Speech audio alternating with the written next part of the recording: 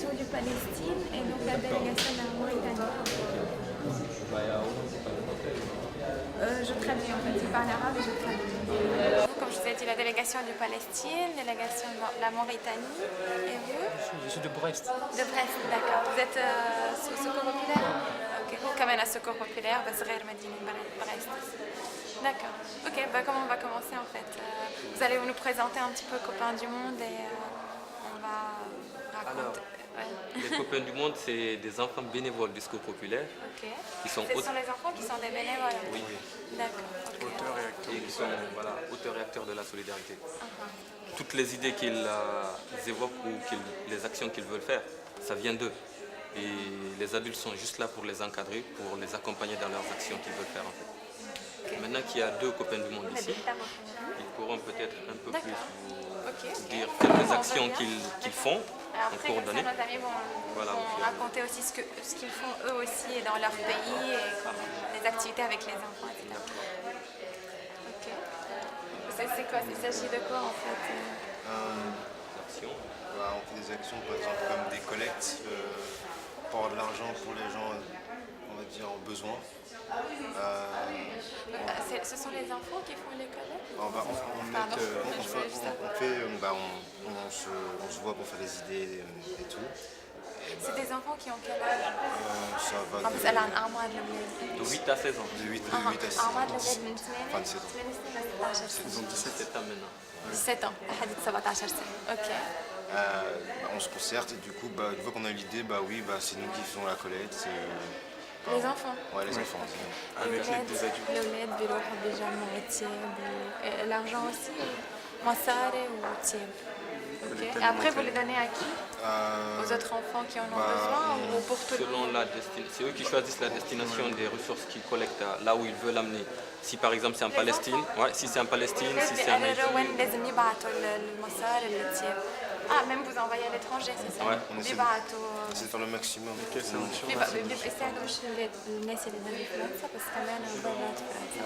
En Palestine aussi? Non, c'est un exemple en fait. Je dis, admettons qu'il y ait Copains du Monde. Est-ce que vous pouvez nous donner un exemple concret?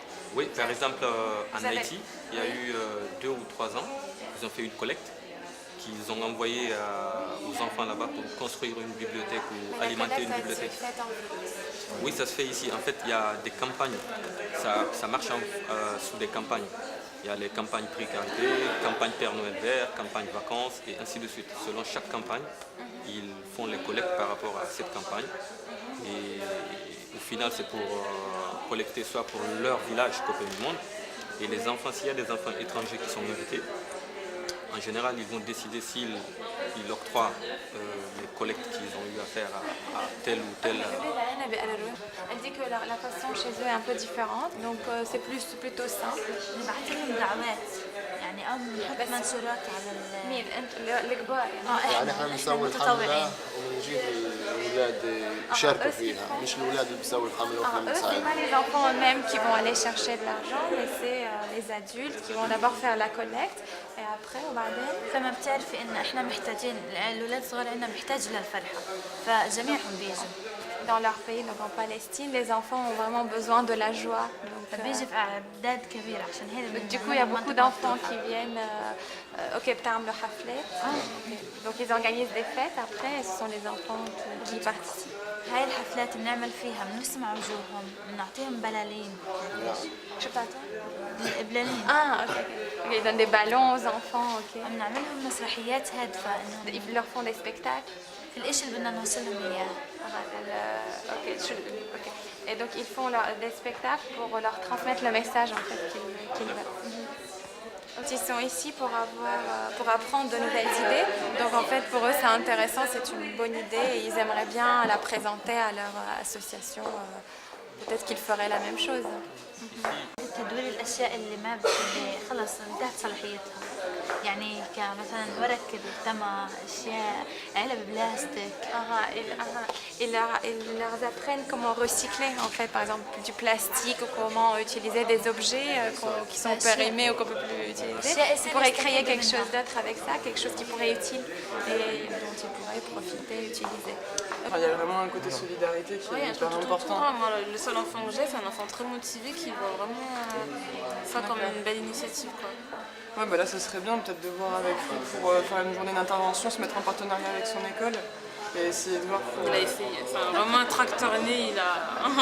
Non, mais vous, à votre niveau, Ah oui, moi au niveau aussi. de la fédération du J'ai sport, été voir des écoles aussi d'ailleurs.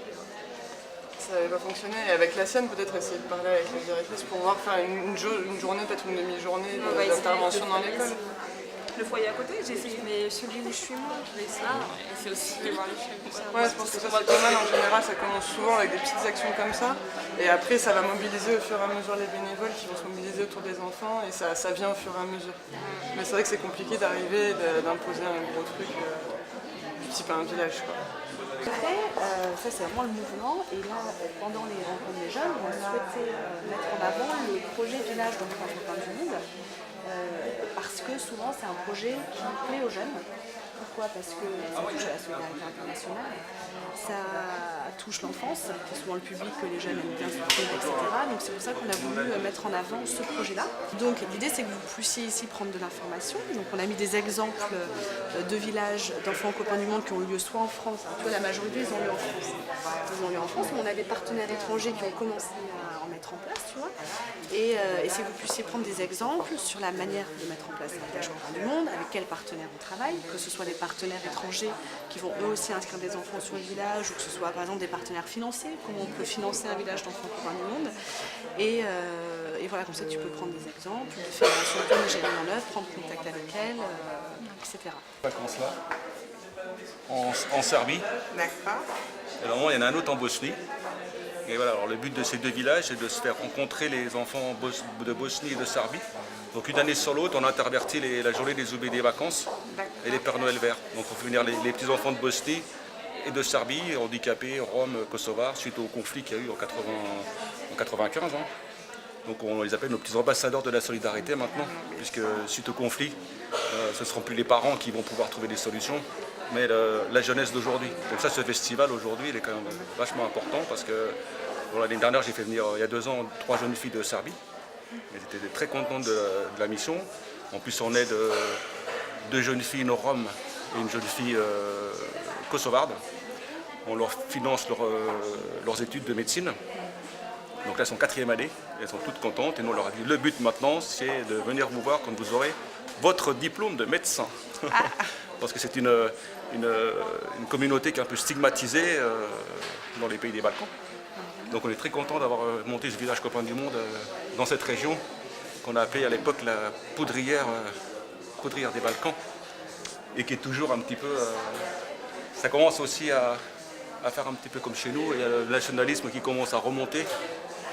Donc il est quand même bien de pouvoir en discuter avec les jeunes. Donc c'était très intéressant. Et moi j'escompte monter un village copain du monde en Île-de-France.